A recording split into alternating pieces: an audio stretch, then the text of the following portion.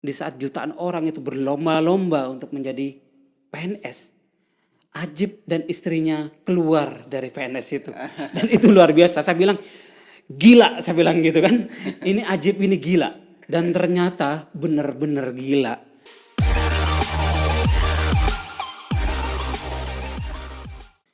Oke, Assalamualaikum warahmatullahi wabarakatuh. Selamat berjumpa kembali dengan saya, Cak Hamid, di YouTube saya yang ya lumayan sedikit keren ini.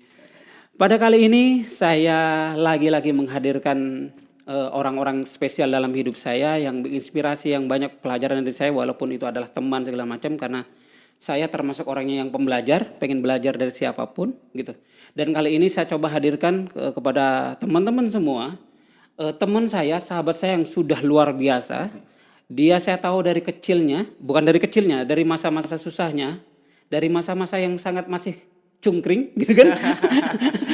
Menjadi yang sudah walaupun agak masih kurus tapi udah beda gitu stylenya. Sudah gagah, layak untuk jadi menteri gitu kan. Nah, sambut saja di depan kita, di depan saya ini Bro Ajib. Jadi nama lengkapnya itu Ajib Hamdani. Jadi Ajib Hamdani ini kalau teman-teman yang suka ekonomi, suka-suka lihat berita-berita ekonomi, pasti sudah hafal malang melintang. Wajahnya sudah tidak asing dan sekarang menjabat sebagai salah satu ketua BPP HIPMI ya. Yeah. HIPMI pusat bahkan. Yeah. Dan kemarin Bro Ajib juga salah satu calon terkuat BPP HIPMI yang nggak tanggung-tanggung ini. Jadi tokoh nasional. Karena kalau sudah menjadi ketua HIPMI, calon ketua HIPMI itu sejengkal lagi biasanya menjadi menteri. Amin. Amin. Garis tangan aja. Amin. Nah itu. Nah ini menurut saya teman-teman semua, makanya saya coba hadirkan karena kita bisa banyak belajar dari Bro Ajib ini. Jadi kalau tentang ekonomi, Bro Ajib ini sudah ngelotok luar biasa karena kuliahnya juga di STAN waktu itu.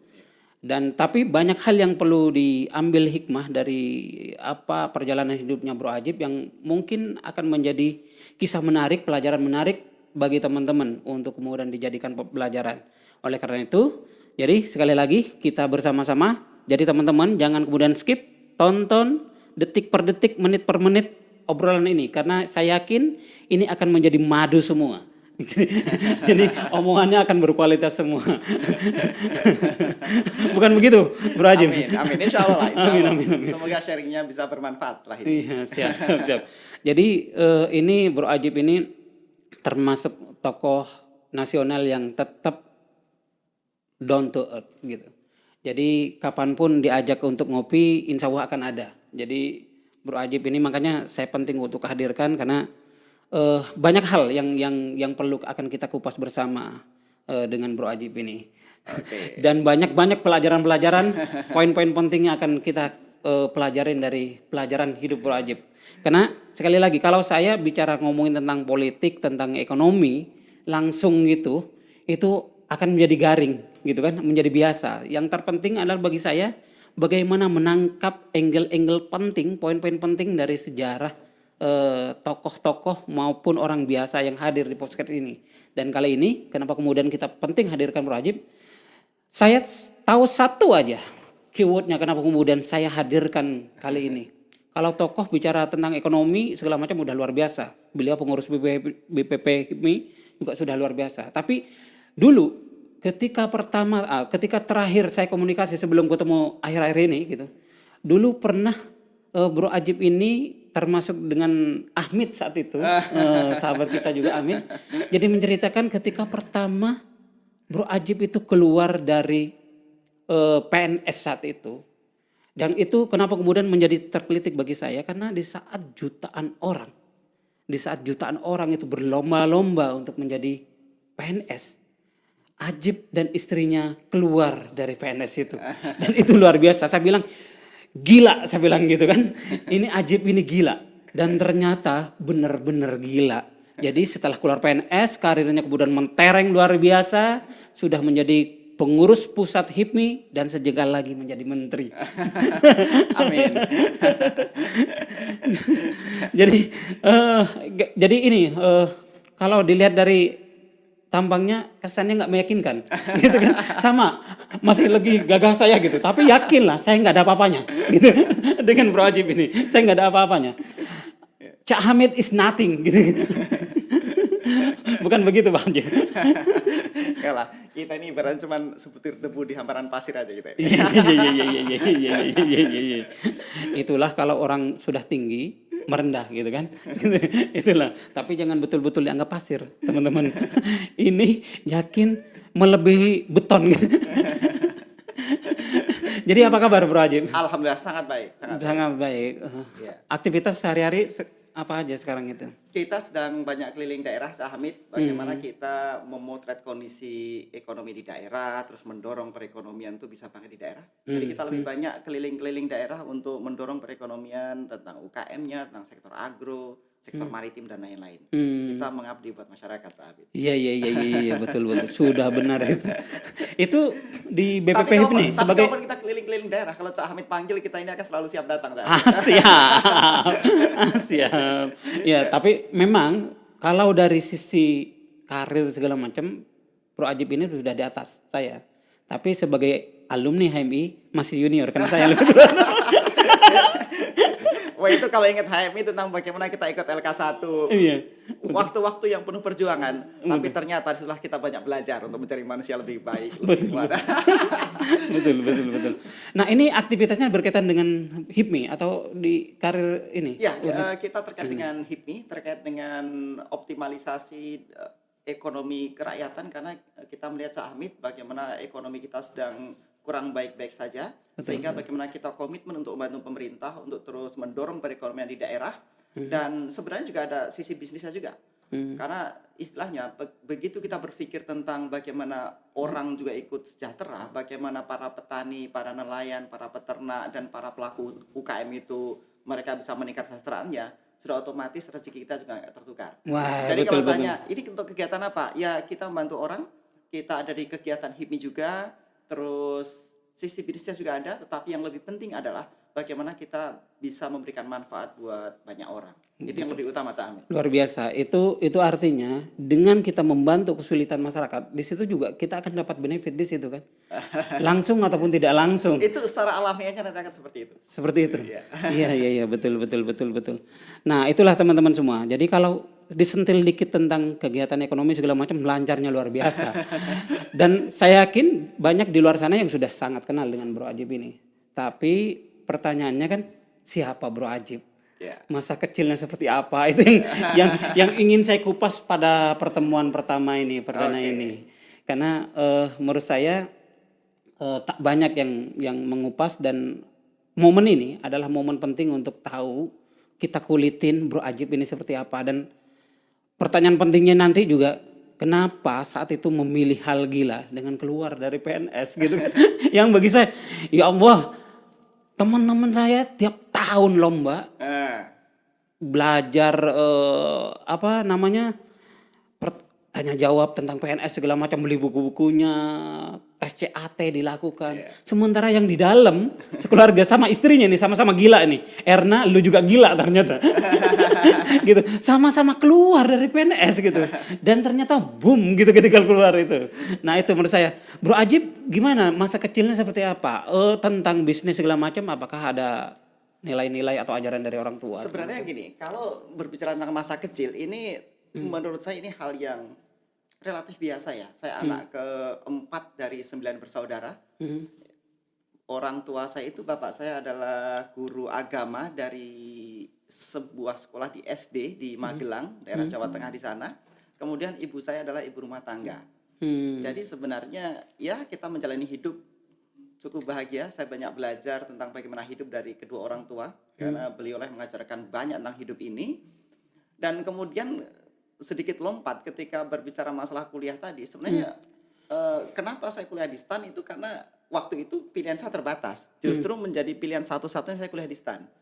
Karena saya ingat betul pada tahun 99 ketika saya lulus dari SMA, di saat bersamaan saya mendaftar di 2 kampus.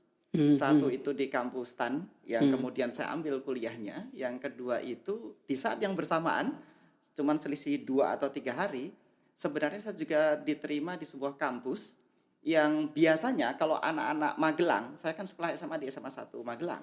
Kalau SMA 1 Magelang itu biasanya trendsetter kita waktu itu kuliahnya di daerah Jogja. Magelang negeri yang indah. Ya. Magelang kota tersehat itu. Kota kalau kita tersehat, lihat ya. statistik. Iya, iya. Nggak tahu juga dari mana itu rumusnya, tapi kita percaya aja. Tapi untuk selanjutnya kemudian Cak Hamid, ketika tahun 99, saya juga waktu itu namanya UMPTN ya. Waktu UMPTN. itu.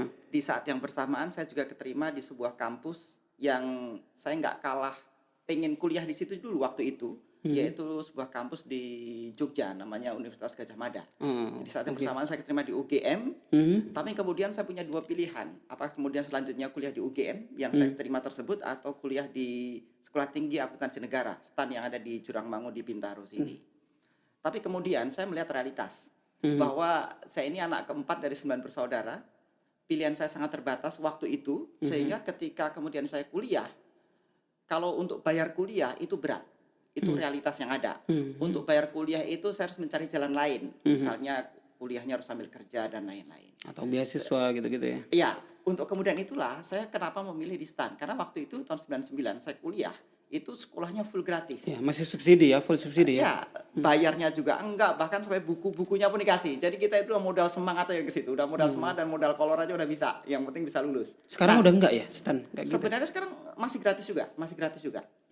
Tapi artinya kemudian yang saya lihat waktu itu Cak Hamid tahun 99, saya justru masuk di STAN itu karena segala keterbatasan yang ada waktu itu. Saya masuk di situ itu karena pilihan-pilihan saya sangat terbatas. Sehingga untuk kemudian saya masuk di STAN. Sehingga kemudian menjadi sebuah konsekuensi ketika kita lulus STAN 3 tahun kemudian, maka kita harus kerja.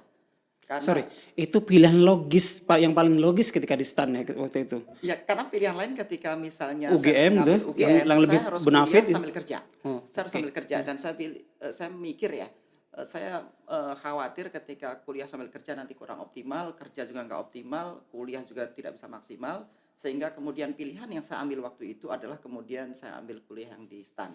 Sesederhana itu aja. Dan untuk kemudian ternyata STAN kemudian PNS, ya itu udah saya ambil aja karena emang toh harus PNS toh kira-kira Betul. walaupun kemudian saya tidak bisa menyelesaikan masa bakti saya di PNS karena rumus PNS itu adalah 3N+1 Cak Hamid. Jadi kalau kita kuliahnya 3 tahun berarti kita harus menjadi PNS itu mengabdi selama 3 kali 3 plus 1. Jadi selama 10 tahun. 10 tahun. 3 kali 3. 3 kali 3. Plus Jadi 1. 3N+1. Dan kebetulan ketika saya lulus tahun 2002, saya nggak memungkinkan sampai tahun 2012.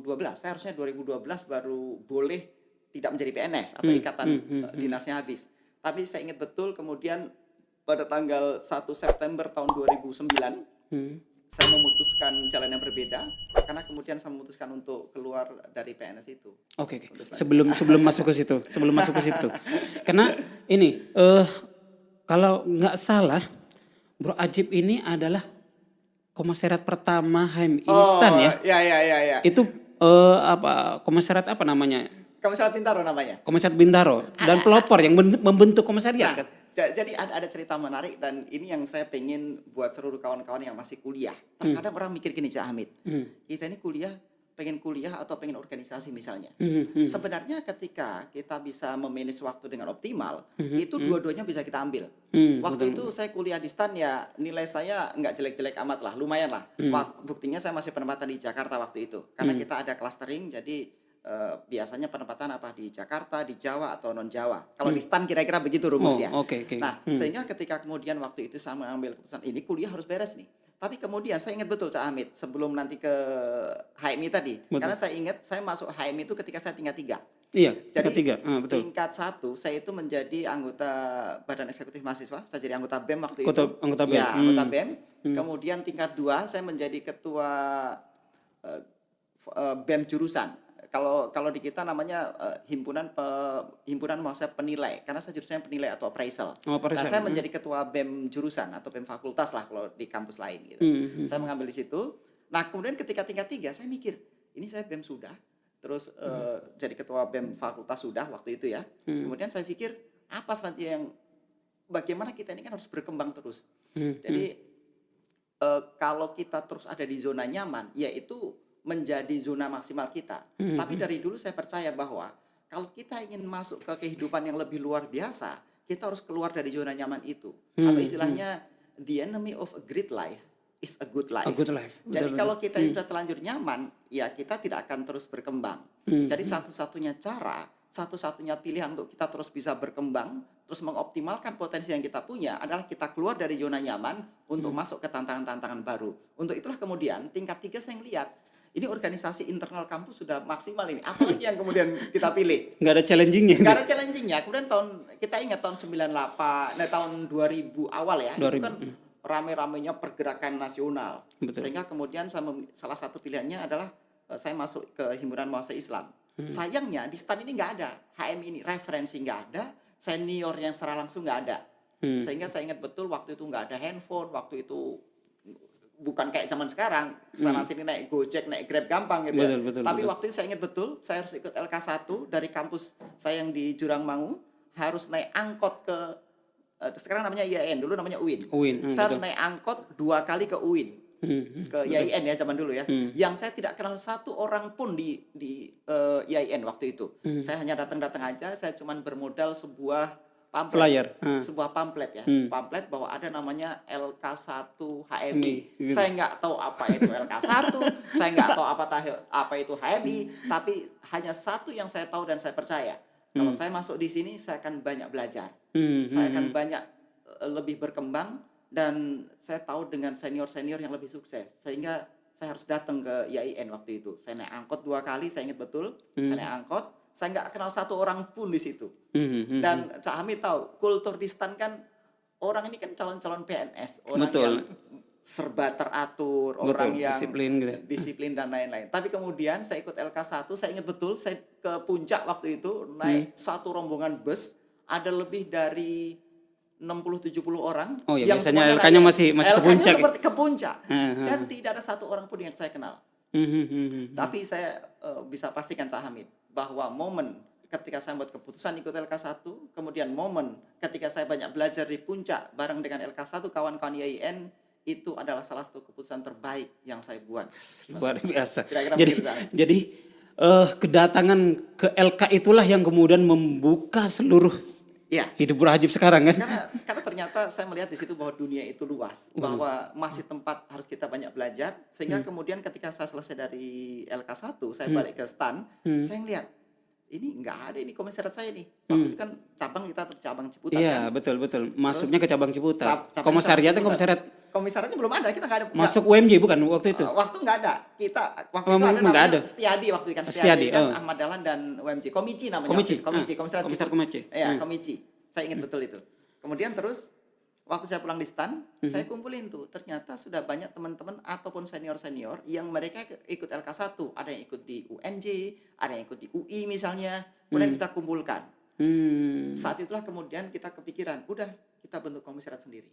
Sehingga dari situlah kemudian kita membentuk namanya komisariat persiapan, Komper waktu namanya. Komper Bintaro. Jadi komisariat persiapan kita bentuk, dan alhamdulillah saya dipercaya oleh kawan-kawan di STAN untuk menjadi ketua umum pertama di Komper Bintaro tersebut. Dan itulah proses perjalanan saya ada di keluarga besar Himpunan Mahasiswa Islam. Iya. Kira-kira demikian Cak Hamid. Kalau senior yang paling berpengaruh di HMI waktu itu yang Oh, salah satunya Cak Hamid lah.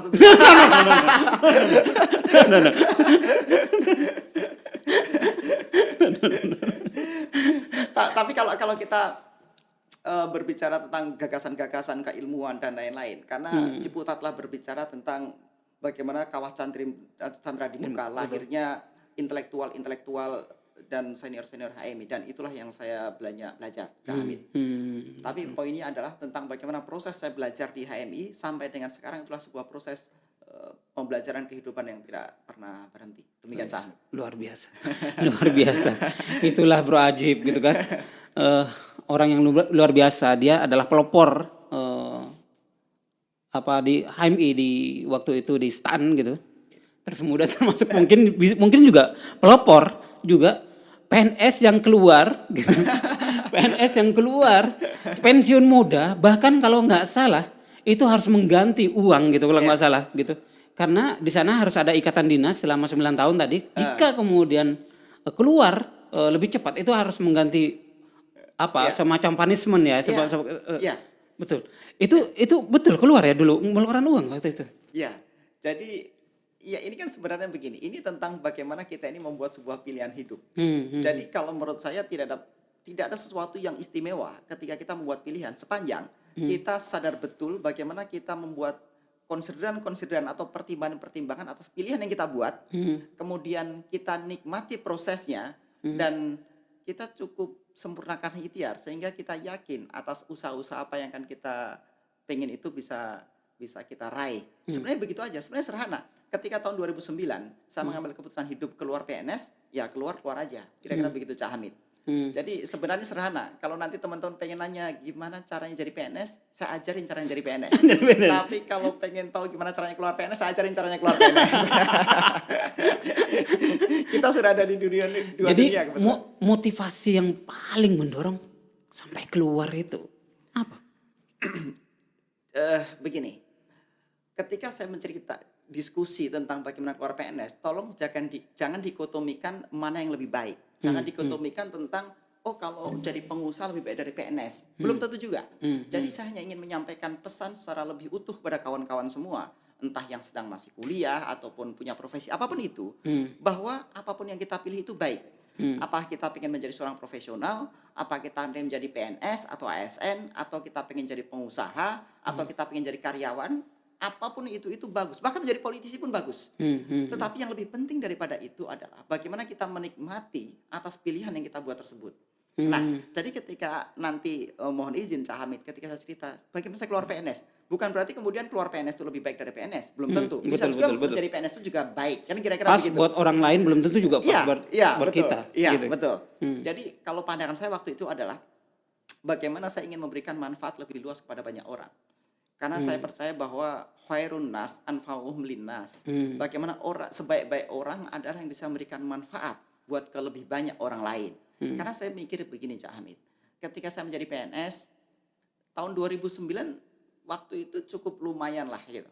Dan jangan salah, itu PNS-nya dipajak. Dipajak gitu loh. Itu gula gitu. Itu gula. Ya. Tapi begini, ibaratnya pajak bagus. Tapi saya berpikir daripada saya ngurusin pajaknya orang-orang pembayar pajak besar, lebih baik kita menjadi pembayar pajak yang besar itu sendiri. Gitu. Iya. Nah, jadi kalau tahun 2009 kalau saya nggak salah ingat waktu itu gaji kita sudah 8 digit lah ya. Sudah 8 digit udah. Ya cukup lumayan lah. Iya lumayan, bukan hanya lumayan itu, gede bro. 8 digit itu karena gua masih lontang-lantung, masih ngurus LSM waktu itu. Kira belasan lah waktu itu. Iya belasan. Waktu itu sudah belasan. Relatif cukup untuk kita hidup. Tapi kemudian saya melihat bahwa ada pilihan lain yang juga tidak kalah bermanfaatnya buat banyak orang. Sehingga kemudian saya mengambil langkah yang berbeda. Pada tanggal 1 September 2009 saya memutuskan keluar PNS. Dan seperti Cak Hamid bilang, saya harusnya keluar PNS tahun 2012, tapi karena itu namanya keputusan. Jadi waktu saya keluar PNS itu saya bukan nggak dapat pensiunan, saya nggak dapat tantiem itu nggak ada gitu. Tapi justru kita bayar ke negara dan itu yang kita lakukan. Berapa waktu itu? Lumayan lah, ada rumusnya. Jadi masa kuliah kita selama 10 tahun di breakdown. Jadi kalau saya keluar PNS 2009, saya kerja baru 7 tahun. Jadi ada masa 3/10 kali biaya kuliah yang harus saya ganti. Sederhananya begitu. Oh gitu ya. Itu kayak perusahaan juga ya. Iya, karena kita ada ikatan dinasnya namanya. Dan ya udah kita keluar PNS saja. Jadi sejak tahun 2009 sampai dengan sekarang berarti sudah 12 tahun saya menjadi pengusaha dan sekarang saya dari situ. Seberapa yakin Bro Ajib itu ketika keluar itu, Bro Ajib itu akan seperti sekarang gitu paling nggak? Sebenarnya begini Cak Hamid, sebenarnya sederhana aja. Atau karena emosional aja, keluar aja gitu? Enggak. Begini, sebenarnya kita ini hidup lebih enak kalau kita punya namanya timeline ya. Misalnya begini, waktu saya kuliah tahun 99 itu kebetulan kalau saya sudah membuat target hidup ini sekedar sharing ya. Itu bagaimana setahun, bagaimana 3 tahun, bagaimana 5 tahun, dan per 10 tahun. Jadi waktu saya masih kuliah, saya udah tahu nih, saya keluar PNS itu maksimal umur 30. Jadi tahun 2010 itu saya maksimal akan keluar PNS. Lu bikin target ya? Iya, kemudian planning. Kemudian saya buat target 10 sampai 14 tahun ke depan, itu saya akan menjadi pengusaha. Jadi umur saya 44 tahun. sebenarnya saya pengennya 40 tahun sampai dengan 44 antara itu. Kemudian umur 44 saya pengen masuk politik sampai dengan umur 54. Udah umur 54 saya pengen pulang kampung. Berarti 2024 ini ya? Iya, 2000. Jadi kemudian umur 54 saya pengen pulang kampung, saya pengen jadi guru ngaji aja di kampung, saya pengen Umur berapa? pesantren, umur 54. 54. Ketika semoga insya Allah kita masih sehat, kita uang relatif ada, Aset banyak, bisnis udah jalan semuanya gitu. Banyak teman se-Indonesia. Nah, kita menikmati hidup aja. Tapi itu sama kita bro itu. Oh iya. Karena gua itu mimpinya adalah pensiun di di 55 gitu bro. Iya, betul. Lu 54 gitu ya, 45 sama lah gitu. Iya. Jadi kita itu udah selesai di situ gitu, bisnis semua jalan gitu kan. Itu mimpinya. Betul. Jadi ketika kita punya target seperti itu, kita bisa memulai dari hasil akhir apa yang kita pengen. Itu namanya begin with the end in mind. Kita tahu apa hasil akhir yang kita pengen. Sehingga kemudian ketika kita membuat langkah-langkah yang sekarang, itu kita sebenarnya terukur. Jadi based on result ya. Jadi hasil yang kemudian kita tetapkan, kemudian langkah-langkahnya kita susun. Betul. Seperti itu. Iya. Jadi memang kita harus punya target seperti itu. Jadi kita ngikutin arus boleh, tapi kita harus tahu arus itu ke arah mana. Jadi kalau ibarat pepatah Cina, itu hanya ikan mati yang mengikuti arus. Cina mana itu? Jadi hanya ikan mati yang ikut arus ya? Iya, betul. Jadi kita harus membuat arus kita sendiri, kita membuat tujuan kita sendiri, dan kita tahu hasil akhir apa yang kita pingin. Kira-kira begitu. Oh, oke. Jadi ketika tadi dibilang tahun 2009 saya membuat keputusan, mungkin definisi orang lain itu adalah keputusan yang out of the box, keputusan yang mungkin gila, keputusan yang aneh. Tapi buat saya itu keputusan yang biasa-biasa aja. Karena memang dari awal saya maksimal tahun 2010 saya harus keluar PNS. Sehingga kemudian persis 1 tahun sebelumnya saya bisa keluar PNS. Kira-kira begitu. Jadi itu hanya proses hidup biasa aja. Dan hidup ini sederhana kok. Bagaimana kita membuat keputusan, bagaimana kita menikmati keputusan tersebut, dan kita menikmati prosesnya. Tapi tak banyak orang yang mau mengambil risiko itu bro. Karena di situ ada risiko kan. Kalau gagal planning yang lu buat itu, lu akan jadi gelandangan kira-kira gitu kan. Nah tentu keberanian itu mengambil risiko itu luar biasa itu. Iya, termasuk begini Cak Hamid. Kalau kita sedikit berpikir dari sudut pandang makro ya. Kita menjadi PNS itu berdasarkan dari gaji. Gaji itu adalah bagian dari namanya government expenditure, dari belanja pemerintah. Sebenarnya kalau kita ingin negara Indonesia maju, bukan sudut pandang PNS-nya harus kita dorong. PNS mau gaji berapapun itu justru makin tinggi gaji PNS, dia makin membebani APBN. Jadi seharusnya kita berpikir bagaimana mendorong peningkatan kesejahteraan masyarakat dengan lebih mendorong banyak pengusaha-pengusaha yang baru. Dan itu spirit yang harus kita bangun. Karena yang menjadi pendorong pertumbuhan ekonomi itu kalau dari government expenditure itu nggak nyampe 10%. Kita itu 57% dari konsumsi, 30% dari investment dan lain-lain. Artinya, Cak Hamid, kalau kita mau berpikir lebih makro, kita berpikir buat bangsa ini, buat masyarakat lebih luas, maka menjadi pilihan yang perlu kita pertimbangkan juga untuk kita menjadi seorang entrepreneur. Bahkan mutlak seharusnya. Iya, betul. Bahkan kalau kita belajar dari seorang Nabi Muhammad misalnya. Nabi Muhammad umur 12 tahun, beliau sudah belajar berdagang. Bahkan sampai umur 40 ketika beliau menjadi seorang nabi, itu berarti beliau 28 tahun melakukan bisnis. Bahkan ke luar negeri. Jadi kalau zaman sekarang itu udah ekspor impor aja itu. Kalau zaman dulu yang gak ada bea cukai aja, maka gak ada ekspor impor gitu. Kambing ya. Iya. Itu kan spirit yang diajarkan oleh Tuhan buat kita semua, bahwa sebenarnya kita harus masuk ke ranah itu sebenarnya. Walaupun sekali lagi itu tidak mandatori ya, itu menjadi pilihan kita juga itu. Bahkan kemudian ketika Nabi Muhammad menjadi nabi umur 40 sampai 63 berarti beliau 23 tahun mengalami masa kenabian. Tapi beliau selama 28 tahun mengalami proses penempaan dalam proses entrepreneurship atau kewirausahaan. Betul. Kira-kira demikian Cak Hamid. Artinya kalau berkaca dengan itu, penempaan yang paling berat sudah pasti. Apa yang dialami oleh Bro Ajib? Sekarang begini Cak Hamid, kalau kita jadi PNS, kita masuk jam 7 pagi, pulang jam 5 sore, kita ini mau kerja kayak apapun, gaji kita bisa terima 11 juta, 15 juta, bisa terima. Ya itu makanya memang salary ya. Tapi bagaimana ketika kita menjadi pengusaha, kita utang pinjam dari duitnya bank. Masih harus bayar bunga. Kita mau lebaran kayak gini harus mikirin THR orang lain, karyawan. Itu kan tantangan-tantangan. Belum kalau kita partnership, kita ketipu dengan orang. Waduh, jadi jangan tanya kalau jadi pengusaha. Jadi Cak Hamid, kalau jatuh bangun itu luar biasa ya. Jadi Cak Hamid, waktu saya jadi proses menjadi pengusaha itu, saya pernah punya penghasilan 1 juta rupiah sebulan. Setelah keluar dari PNS itu ya? Saya pernah punya penghasilan 10 juta rupiah sebulan. Saya pernah punya penghasilan 100 juta rupiah sebulan. Saya pernah punya penghasilan 300 juta rupiah sebulan. Tapi saya juga pernah tidak punya penghasilan per bulan. Berbulan-bulan. Saya juga tidak pernah punya penghasilan per bulan dan punya hutang 50 juta rupiah sebulan. Nah, ini kan proses-proses yang perlu kita lewati. Oke, itu yang harus dicatat oleh teman-teman. Jadi harus yang menjadi highlight ketika mau jadi pengusaha atau apapun ya. Yeah. Di situ ada risiko. Yeah. Ketika memilih umpamanya menjadi pengusaha, kemudian ada risiko-risiko, Yeah, risiko sudah pasti. gagal segala macam. Yeah. Dan itu sudah pasti sudah pahit manis sudah dirasakan oleh Bro Ajib. Iya. Kalau masalah pahitnya Bro Ajib, yang paling pahit selama ini. Ini kalau saya cerita paling pahit nanti takut orang jadi pengusaha semua ya. Enggak apa-apa. Tapi poinnya begini, dalam sebuah berbisnis itu akan ada naik turun. Tidak ada bahkan begini, tidak ada lompatan luar biasa untuk kita jadi sukses. Dalam bisnis untuk menjadi sukses, kita harus menaiki tangga satu demi satu anak tangga tersebut. Tidak ada elevator untuk kita terus berdiri diam untuk kemudian bisa langsung naik. Jadi kita harus meniti satu demi satu anak tangga menuju kesuksesan tersebut. Dan dalam proses itu, kalau namanya kita kesandung, kita namanya jatuh, itu udah menjadi paket. Itu sudah menjadi hal yang biasa. Justru ibaratnya kalau kita sedang mendaki Gunung Cak Amit, semakin kita lelah, berarti sebenarnya kita semakin dekat dengan puncak. Betul. Dan semakin ketika sampai menikmati mataharinya itu luar biasa. Menikmatinya luar biasa. Kita Oke. bisa menikmati sesuatu yang tidak bisa sekedar kita ceritakan pada orang lain yang sedang tidak di puncak tersebut. Kita bisa melihat sesuatu yang orang lain juga tidak bisa dan belum tentu bisa melihat. Jadi artinya menjadi bagian prosesnya kemudian kita harus sama-sama menikmati. Jadi kalau proses ketipu orang misalnya, proses Seberapa bisnis banyak? gagal, Kira-kira angka kalau pernah ketipu orang itu? Di dunia tipu-tipu cek gitu. Dunia tipu-tipu cek gitu kan. Ini Bro Ajib ini kena tipu berapa gitu kan. Paling banyak kira-kira. sudah banyak banget begitu aja udah. Sudah banyak banget.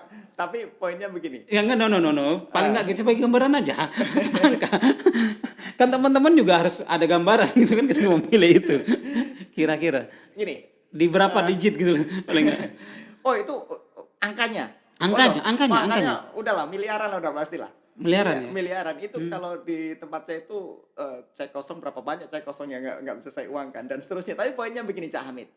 Justru bagaimana cara kita untuk meminimalisir katakan begini, ada banyak kawan-kawan yang pengen jadi pengusaha misalnya. Kemudian bagaimana cara untuk meminimalisir potensi salah, potensi ketipu, potensi salah investasi, potensi rugi dan lain-lain misalnya. Maka hal yang bisa dilakukan adalah bisa aja dia sistem mentoring. Sistem dengan mentor ya, itu meminimalisir potensi resiko. Sehingga kita bisa tahu nih, oh ini potensinya rugi. Oh bagaimana kita bisa membuat produk yang lebih bagus. Oh bagaimana kita masuk ke sektor yang lebih bagus. Bagaimana kita berpartner dengan orang misalnya. Bagaimana secara legalnya kita bisa aman dalam berbisnis misalnya. Oh ini kalau ketipu malah masuk ranah pidana misalnya. Nah hal seperti ini yang perlu dimitigasi oleh kawan-kawan pengusaha yang ingin juga menjadi seorang pengusaha baru. Karena ini hal yang sangat challenging, hal yang sangat menantang. Tapi saya pastikan ini sangat worth it untuk dilakukan. Karena kalau dilakukan bisa jadi Anda itu bisa punya pendapatan 500 juta dalam 1 bulan gitu ya. Keywordnya seperti itu, teman-teman. Iya kan? Tapi juga bisa jadi juga punya hutang miliaran. Iya.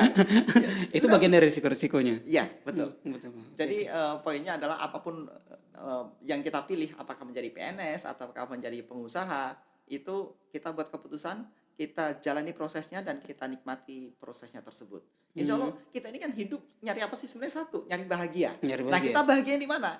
Nah kalau masalah uang, ya memang lebih enak daripada duit sedikit dan bahagia, mendingan uang banyak dan bahagia kan begitu. Nah, itu yang lebih penting. Tapi begini, yang penting adalah bahagianya tadi. Yang penting kita bisa bahagia, kita bisa enjoy hidupnya gitu. Dan kita harus memilih itu betul-betul dengan pertimbangan-pertimbangan lebih utuh. Jadi jangan sampai juga kita misalnya pengen jadi PNS ya karena melihat PNS gajinya aman misalnya. Aman, betul. Itu namanya pertimbangan. Ada garansi pensiunan. Ada garansi pensiunan. Tidak ada yang salah dengan itu.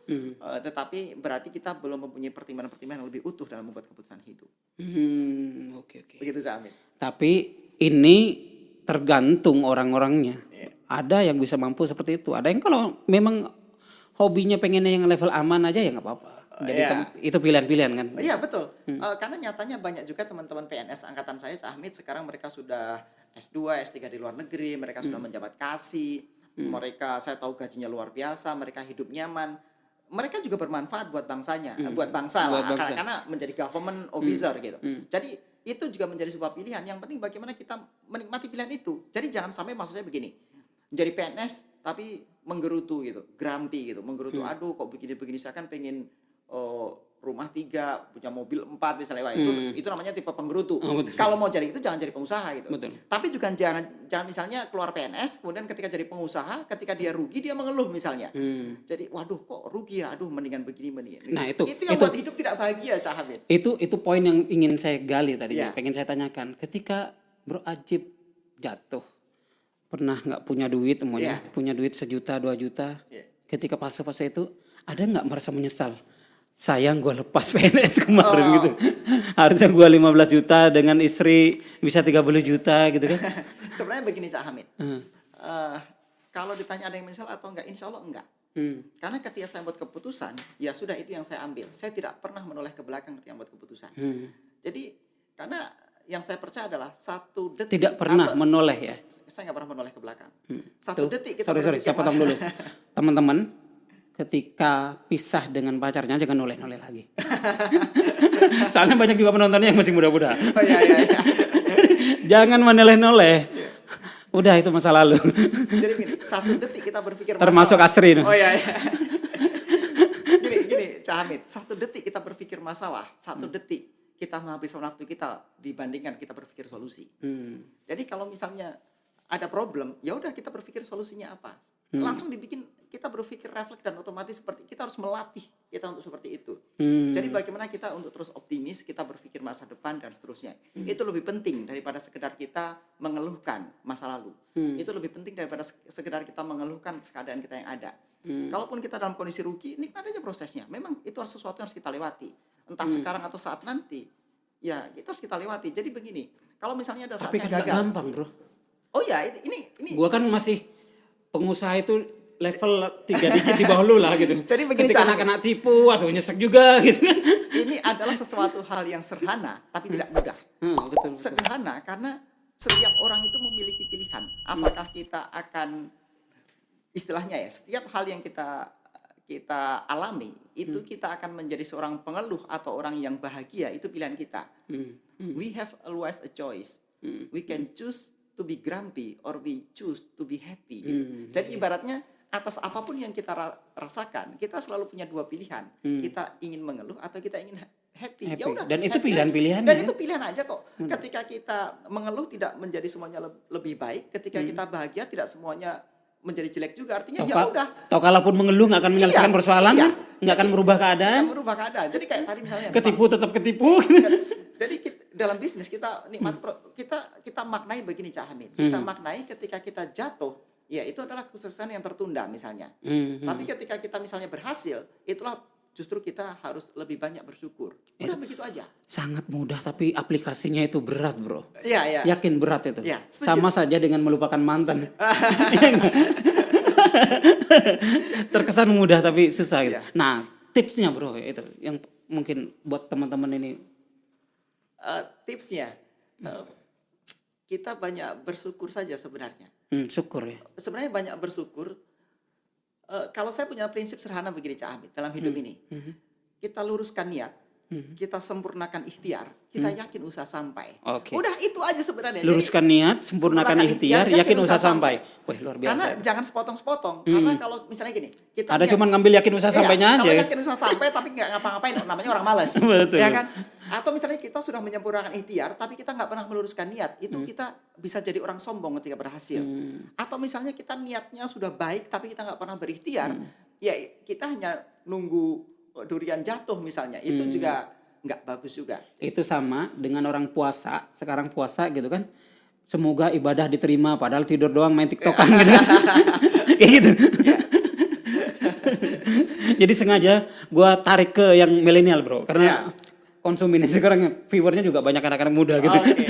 Nah, ini buat anak-anak muda ini sangat penting ini. Oh, betul. Jadi bagaimana terus karena dalam kondisi sekarang ini ya, bagaimana yang namanya menyempurnakan ikhtiar tapi satu sisi juga meluruskan niat, ini suatu hal yang tadi Niat Cak dan Amit ikhtiar. bilang. Ya, Cak Amit tadi menyampaikan bahwa ini tidak mudah. Saya setuju dengan itu. Makanya saya selalu bilang bahwa ini adalah suatu hal yang sederhana tapi tidak mudah. Sederhana kenapa? Karena kita tinggal pilih. Sekarang begini, ketika kita susah, Cak Amit, ketika kita nggak punya uang misalnya, kita punya dua pilihan. Kita mau cemberut atau mau kita senyum. Ini kan sederhana. Cemberut nggak akan kemudian langsung ada duit gitu ya. Iya, tapi kalau walaupun senyum juga belum, memang sedang nggak ada duit. Tapi maksudnya begini, sederhana. Ketika kita nggak punya duit, misalnya, kita punya dua pilihan, kita cemberut atau kita senyum, misalnya. Ini tidak mudah, tapi sederhana kan kita tinggal senyum. Tinggal senyum. Tinggal senyum. Lebih bahagia kan Lebih ketimbang bahagia. cemberut Dan- juga nggak dan akan orang- jadi duit. Orang kan jadi nggak tahu di kantor, orang jadi nggak bisa ngukur kita, Cak Amit. Orang jadi iya. nggak tahu ini orang punya duit atau enggak. Taunya bahagia saja. Ini sebenarnya punya duit atau enggak, kita kan nggak pernah tahu gitu. Tapi kalau kayak gitu diutangin terus, Bro. Itu juga ada caranya bagaimana biar nggak diutangin terlalu banyak. Tapi maksudnya adalah hidup ini tentang pilihan. Pilihan. Oke. Jadi Oke. setiap saat, setiap detik kita membuat pilihan.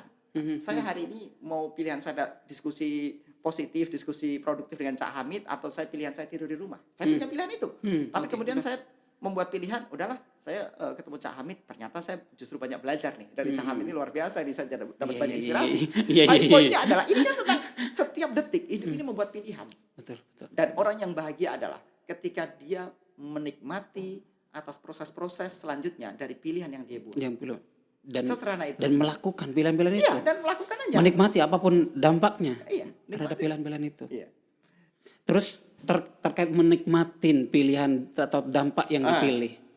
Bagaimana Bro Ajib menikmatin atau merasakan ketika dulu umpamanya sempat disandingkan dengan Gayus semuanya, disempret-serempet seperti itu gimana? Ya, Bro Ajib. ya, Dulu karena teman-teman Bro Ajib pernah diserempet-serempet dengan Gayus waktu itu. Nah, itu bagaimana? Termasuk versi Bro Ajib seperti apa itu? Dan bagaimana Bro Ajib melalui itu? Ya nggak apa-apa. Jadi begini, ketika misalnya bahkan saya pernah dikriminalisasi, sudah disandingkan, ya nggak apa-apa. Coba cek. Saya selalu misalnya gini, ya kita senyum aja gitu. Kita senyum, kita lewati prosesnya, dan kita niatkan begini. Misalnya waktu itu ya. Waktu itu. Ketika kita menghadapi proses yang tidak mudah, itu kan saya di tepi Betul, jurang betul. ibaratnya. Betul. Saya akan terus Saya kira itu menuju salah puncak satu atau saya jatuh. titik terendah lo itu Iya. waktu itu. Saya selalu berdoa begini, Cak Hamid. Ini sedikit tips juga ya. Bahwa saya juga tidak merasa orang yang paling benar. Saya hanya berdoa bahwa yang saya lalui adalah hal yang terbaik, yang itu yang terbaik buat saya. Jadi ketika misalnya saya pernah diuji, saya memaknainya sekaligus sebagai tiga hal. Kalau ini adalah sebuah ujian, berarti memang saya sedang akan naik kelas. Tapi kemudian ketika saya ini sudah mulai belok-belok, berarti ini adalah sebuah teguran. Berarti ya saya akan memaknai ini sebagai sebuah teguran dan saya akan lurus ke depannya. Tapi kemudian kalau dulu saya pernah melakukan suatu kesalahan, saya anggap ini sebagai sebuah hukuman. Saya akan terima ini sebagai sebuah hukuman, dan saya akan nawai itu untuk lebih baik, dan saya akan menjadi pribadi yang lebih baik ke depannya. Jadi saya memaknai suatu hal itu ketika misalnya saya diinjek orang, saya jatuh. Oh, itu tiga hal ya, bukan dua hal ya? Saya sekali memaknai sebagai tiga hal. Saya memaknai sebagai ujian, berarti apa? Kita sudah baik dan akan diperbaiki untuk naik ke kelas lagi. Yang kedua adalah teguran. Berarti kita ini sebenarnya niat kita sudah mulai belok-belok, kita ditegur, kamu jangan begini gitu. Nah, kalau ini menjadi sebuah teguran, saya terima tegurannya, dan saya akan kembali meluruskan niat. Tapi kalau dulu saya pernah melakukan kesalahan-kesalahan yang saya entah sadar ataupun tidak sadar, yang kita sebagai manusia tidak pernah lepas dari salah dan lupa. Nah, ya, namanya al-insanu makhluk khata' wa nisyan, namanya kan begitu. Sehingga kemudian ketika kita misalnya pernah salah, kemudian saya dihukum, ini adalah sebagai proses hukuman, ya saya akan lewati proses hukuman ini, dan saya akan komitmen menjadi pribadi yang lebih baik. Jadi kita juga jangan sombong, kita melihat wah kita diuji, ya jangan juga, jangan kita dulu pernah salah gitu. Betul. Jadi kita harus memaknai setiap ketika kita jatuh itu sekaligus sebagai tiga hal. Kita apakah diuji, apakah ditegur, atau kita memang dihukum oleh Tuhan. Kalau kita bisa memaknai tiga hal itu secara paralel, secara bersama-sama, insya Allah kita akan bisa lebih menikmati hidup dengan baik.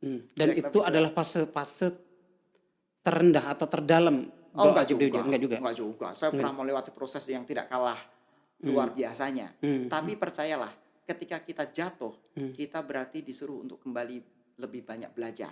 Ketika kita jatuh, kita sedang dilatih untuk menjadi pribadi yang lebih kuat. Kalau orang bersyukur ketika sukses itu udah biasa. Tapi bagaimana ketika kita jatuh, kita tetap menjalaninya dengan bukannya enjoy ya, tapi kita nikmati aja prosesnya. Emang itu harus kita lalui gitu. Bagaimana Kira-kira begitu. bagaimana sikap ibu negara waktu itu? Bagaimana supportnya Erna?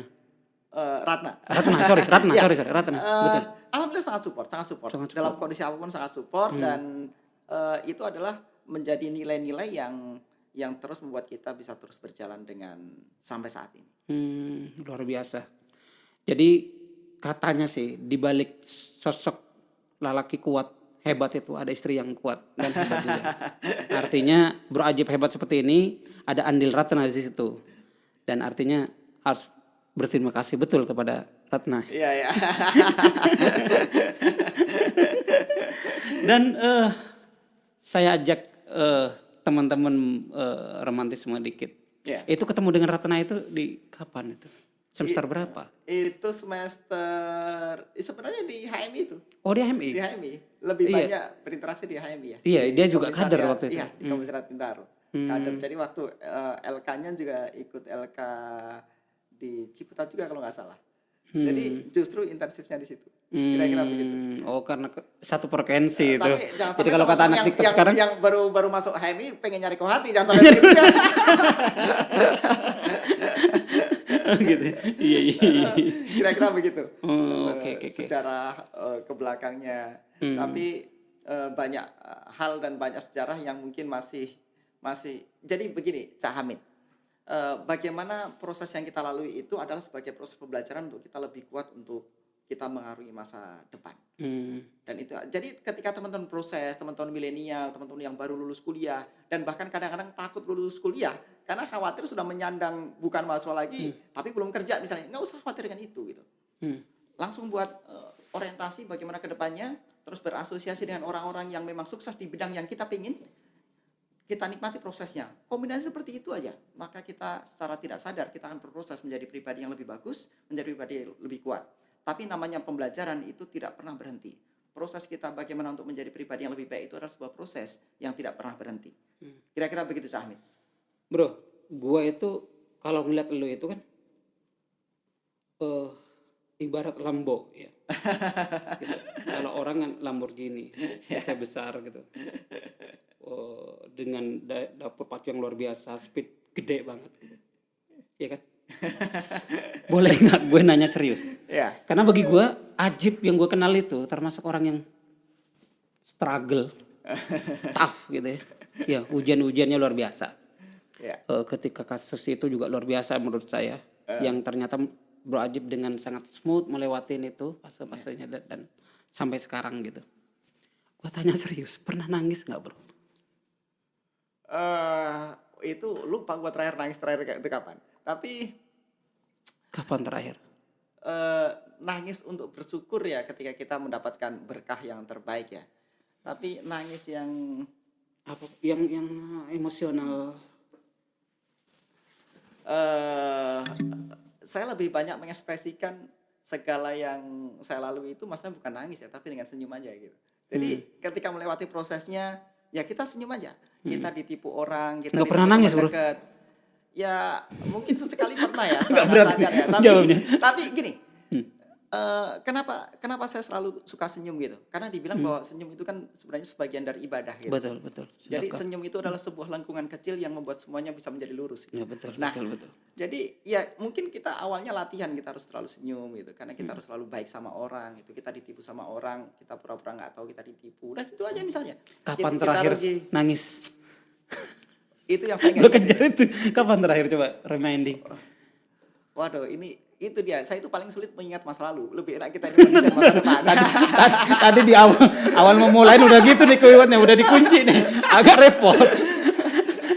Jadi sebelum memulai tadi udah itu menjadi tagline gitu. Ya, tapi memang begini. menangis itu sebenarnya penting bagaimana untuk kita mengekspresikan bagaimana suasana hati kita Cak Hamid. Tapi sekali lagi senyum itu adalah sebuah hal yang secara alamiah akan buat kita itu lebih bahagia gitu. Jadi misalnya bayangin ketika saya ingat betul ketika misalnya apapun prosesnya ya. Ketika saya keluar PNS, saya dikriminalisasi. Saya terakhir setahun yang lalu pemilihan ketua umum HIPMI gitu. Itu ya saya selama 2 jam di panggung saya senyum aja gitu. Padahal ketika teman-teman saya bilang, bayangin teman-teman saya misalnya ya, teman baik saya datang ke rumahnya dan seterusnya ketika dia Ternyata di ujung, berkhianat gitu. oh sebenarnya bukan berkhianat, ini masalah pilihan. Membelok. Misalnya ketika dia bilang saya tidak memilih Ajib gitu, ya saya senyum aja. Dan ketika dia terus saya bilang terima kasih bro ya. Dan saya melakukan itu senyum, saya dengan sadar senyum gitu. Selama 2 jam saya dihajar oleh teman-teman saya, tapi saya selalu bilang terima kasih bro. Dan ya udah itu kita lakukan aja gitu. Dan itu Nggak ada kemudian dendam itu. enggak lah, kita ini dendam buat apa gitu. Rugi buat diri kita sendiri. Kita ini bernegatif sama orang. Nah, ini salah satu rumus juga. Jangan pernah negatif sama orang. Kita ini negatif sama orang. Ini yang rugi siapa? Kita sendiri. Orang itu juga nggak tahu. Orang ini secara alamiah tidak pernah mikirin orang lain. Secara alamiah. Karena alamiahnya semua orang itu hanya mikirin dirinya sendiri. Contoh sederhananya begini deh. Kita berlima, 10 orang nih. Foto bareng-bareng. Cekrek. Okay. Ketika foto itu jadi kemudian dicetak. Semua orang dari kita. Siapa orang pertama yang dicari di foto itu? Pasti foto kita. Pasti foto kita. Betul. Jadi kalau foto kita lagi bagus, yang lain lagi jelek, kita bilang foto itu bagus. Foto bagus. Atau kebalikannya, foto itu yang lain ganteng-ganteng, cantik-cantik, tapi kemudian kita lagi jelek, atau kita lagi merem, atau kita lagi nguap di foto itu, kita bilang foto itu jelek. Itu adalah sekedar contoh kecil dari bahwa semua orang ini kecenderungannya itu hanya berpikir terhadap kepentingan kita sendiri. Sehingga kemudian jangan pernah negatif sama orang. Ngapain kita negatif sama orang, dendam sama orang? Toh kita juga bisa mementingkan diri sendiri juga kan? Dia itu nggak pernah mikirin kita gitu. Jadi ya udah sama orang nggak usah pikirin orang itu. Bahkan ibaratnya begini, kita tidak usah berpikir kejelekan orang terhadap kita itu apa. Itu salah satu rumus kalau kita mau enjoy hidup ini. Karena kalau nggak ngapain? Kita Dengerin omongan orang. Dengerin omongan orang jegal kita. Ya biarin aja gitu. Semua orang akan bertanggung jawab terhadap pilihan dia dan sikap hidup dia terhadap Tuhannya masing-masing. Ya jadi nggak usah kita dendam. Dengan kita dendam nggak membuat dia masuk neraka kok. Dengan membuat kita maafkan nggak membuat dia masuk surga. Jadi ya udah, kita ditipu orang, kita dijegal orang. Oh saya berapa kali dikriminalisasi sama orang, ditipu orang. Ya udahlah gitu. Begitu aja. Yang penting kita jangan pernah niat nipu orang. Jangan pernah kita niat jegal orang. Nggak usah gitu. Kita cukup berprinsip sederhana aja, kita bantu orang. Begitu bantu orang, lupain. Sederhana itu aja gitu. Nah kayak tadi misalnya, pernah nggak dendam sama orang? Mungkin sekali 2 kali saya pernah, tapi habis itu manusiawi. Ya udah, itu manusiawi, tapi habis itu ya udah gitu. Karena itu nggak sehat buat kita gitu.